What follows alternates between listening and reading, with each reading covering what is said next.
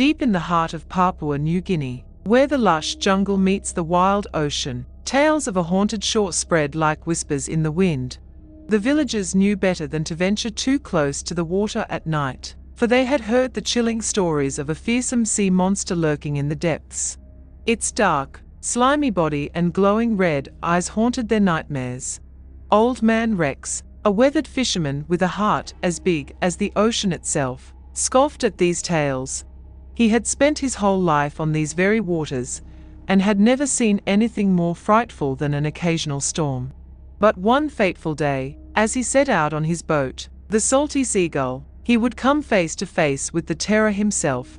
The sky was ominously dark, as Rex pushed his boat further and further from the shoreline. The wind whispered eerie secrets through the rigging, making his skin crawl. Unperturbed, he secured his nets and let them into the water, optimistic for a bountiful catch. Suddenly, the sea grew agitated, waves crashing against his tiny vessel. It was as if an invisible force was pulling him towards an unknown abyss. Rex's heart pounded in his chest, a mixture of fear and fascination overcoming him. In an instant, a colossal shadow emerged from the murky depths, casting a terrifying darkness over the boat.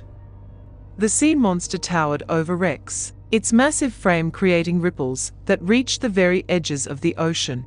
Its scales, black as night, shone under the pale moonlight.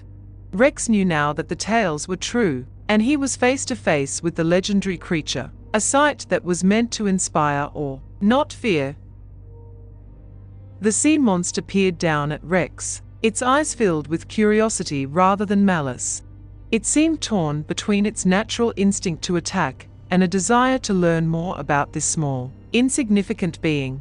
Rex, brave as ever, stared back into those fiery eyes, determined to show it that humans were not to be feared.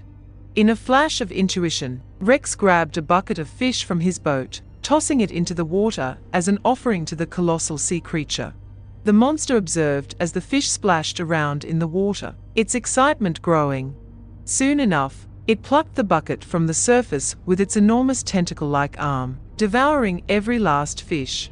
Rex grinned, a newfound connection forming between him and the creature. He realized that perhaps this legend, this monster, was simply misunderstood. It had been driven to the outskirts of civilization by fear and prejudice, just like the villagers who spun tales in the shadows. With newfound courage, Rex reached out towards the monster, slowly extending his hand in peace. The sea monster hesitated, its dark, slimy skin trembling. And then, with a much gentler touch than Rex could have ever imagined, it allowed his fingers to brush against its rough scales. The connection was instant, a harmony forged between two beings that were once worlds apart. Rex felt the power of the sea coursing through his veins, the untamed energy of the vast ocean embracing him. He had become the bridge between land and sea, between humans and monsters.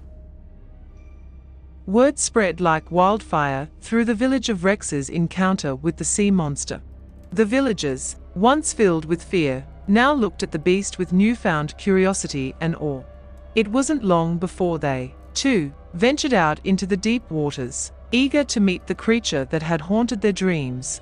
And so, the haunted shores of Papua New Guinea transformed into a place of wonder and enchantment. The sea monster, dubbed Osha, became a legendary figure in its own right, guiding fishermen to bountiful catches and protecting the village from harm. Osha, once feared as a monster, now reveled in the embrace of humanity. It became a symbol of unity and acceptance in a world that often overlooked the beauty lying beneath the surface. Rex, now an old man, watched in pride as generations of villagers formed a bond with the creature he had once encountered. But, as with all tales, darkness looms on the horizon. A group of greedy outsiders, driven by rumors of treasure hidden in the depths, set their sights on Papua New Guinea's sacred shores. Unbeknownst to them, Osha had long guarded the riches below, using its ferocious form as a deterrent. The outsiders, fueled by their ignorance and avarice, braved the treacherous waters, convinced that the legends were nothing more than superstitions. As they neared the ghostly shores, Their hearts filled with greed, the sea grew restless, thrashing against their boats with unruly fury. The villagers, loyal to Osha and guardians of the haunted shores, sensed the approaching danger.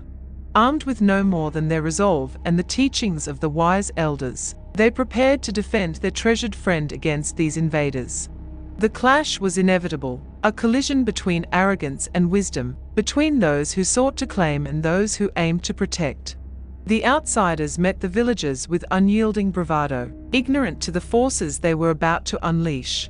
As the battle raged on, the power of Osha awakened, unleashing its dormant ferocity upon the intruders. The very sea seemed to rise, devouring the ill-fated boats and tossing the invaders into the unforgiving depths. The battle was short, but its impact would be long-lasting. The remnants of the outsiders fled, defeated and humiliated, back to the lands from whence they came. They carried with them a new tale, one of a wrathful monster that defended a paradise that was not meant for them. The villagers, victorious and relieved, turned their gaze to Osha, who now stood before them with a heavy heart. It had revealed its true power, unleashing its rage upon those who threatened its home. But in doing so, it had brought destruction upon the sea it had sworn to protect. Rex, ever the wise old man, approached the creature with a gentle touch. He knew the weight of responsibility lay heavy on its mighty shoulders. Rex reminded Osha that their bond was not forged in violence, but in understanding, in unity,